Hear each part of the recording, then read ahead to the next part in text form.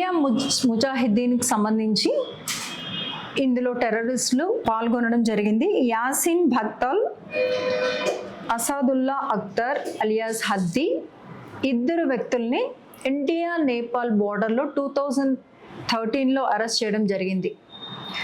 And మరో ఇద్దరు Aziz Shaikh, Tahseen Akhtar and Zia ul Rehman alias Waqas ఈ ముగ్గురిని కూడా ఈ కేసులో అరెస్ట్ చేయడం జరిగింది.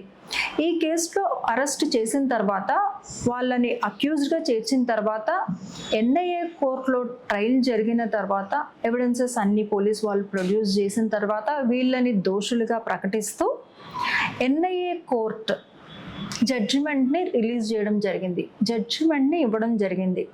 ఈ జడ్జిమెంట్లో ఈ అక్యూజ్డ్కి డెత్ సెంటెన్స్ ఖరారు చేయడం జరిగింది. ఈ డెత్ సెంటెన్స్ని సవాల్ చేస్తూ హైకోర్టులో అప్పీల్ ఫైల్ చేయగా ఇది లోయర్ కోర్టులో ఇచ్చిన జడ్జిమెంట్ సబబే అని లోయర్ కోర్టు జడ్జిమెంట్ని ఖరారు చేస్తూ ఈ కన్విక్ట్స్కి అదే జడ్జిమెంట్ని వర్తిస్తుంది అని చెప్పడం జరిగింది. For latest updates please follow us.